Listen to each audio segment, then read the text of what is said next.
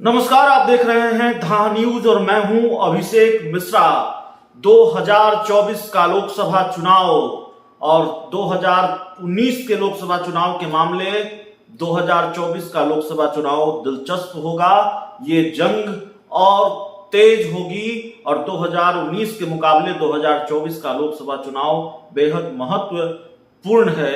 और इसीलिए जब इस लोकसभा चुनाव में तकरीबन 19 महीने बाकी हैं, लेकिन फिर भी बिहार के तमाम राजनीतिक दल इस चुनाव में जुटे हुए हैं, इस चुनाव की तैयारी में जुटे हुए हैं।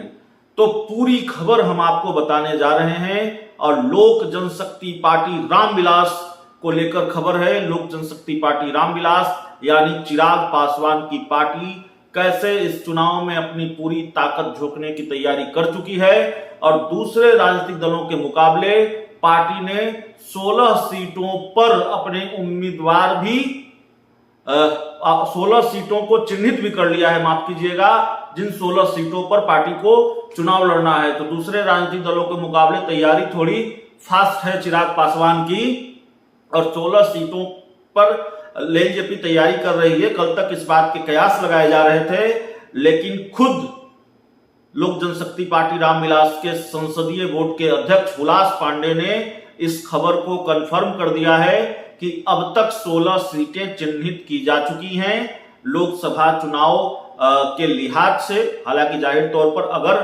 किसी के साथ गठबंधन होता है तो फिर 16 सीटों से कम सीटों पर पार्टी चुनाव लड़ेगी। 6-8 सीटों पर चिराग पासवान की पार्टी चुनाव लड़ेगी, लेकिन तैयारी 16 सीटों पर हो रही है। हुलास पांडे ने यह कहा है कि यह पहला फेज है, पहले फेज में 16 सीटों की तैयारी है, सीटों की संख्या बढ़ भी सकती है। हुलास पांडे के बयान के अगर मायने निकालें तो जाहिर तौर पर चिराग पासवान का हेलीकॉप्टर कहां लैंड करेगा, ये अब भी सवाल है। हालांकि ये खबर आ गई है कि वो केंद्र सरकार में मंत्री बनने जा रहे हैं, लेकिन चिराग पासवान की पार्टी के जो नेता हैं खुलकर इसको स्वीकार नहीं कर रहे हैं। इस खबर को न तो खारिज कर रहे हैं, न ही कंफर्म कर रहे हैं, लेकिन तमाम मीडिया चैनलों पर और हमारे पास जो अंदर खाने से जानकारी सामने आई कि नहीं, बीजेपी ने चिराग पासवान को मना लिया है, एक बड़ी डील हो गई है। केंद्र सरकार में चिराग पासवान मंत्री बनेंगे। 1-1.5 महीनों का वक्त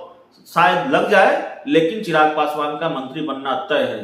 तो हर तरफ से चिराग पासवान के वारे न्यारे हैं और यही वजह है, यही उत्साह है कि चिराग पासवान लोकसभा चुनाव की तैयारी में भी जुट गए हैं। हालांकि एक बार जब उनसे हमारी बातचीत हो रही थी, उन्होंने कहा कि लोकसभा चुनाव से पहले वो विधानसभा के मध्यावधि चुनाव की तैयारी में जुटे हुए हैं और ये बयान वो कई बार दे भी चुके हैं। पार्टी के दूसरे नेताओं ने भी ये बयान दिया है कि वो मध्यावधि चुनाव की तैयारी में जुटे हुए हैं। लेकिन ये बड़ी जानकारी लोकसभा चुनाव को लेकर निकलकर सामने आई है। दूसरे राजनीतिक दलों के खेमे से यह जानकारी निकलकर सामने नहीं आई है कि वो कितनी सीटों पर चुनाव लड़ेंगे, लेकिन लोकसभा चुनाव को लेकर चिराग पासवान की पार्टी की तरफ से जानकारी निकलकर सामने आई है कि 16 सीटों को चिन्हित किया गया है और 16 सीटों पर उम्मीदवारों के नाम पर भी चर्चा हो रही है।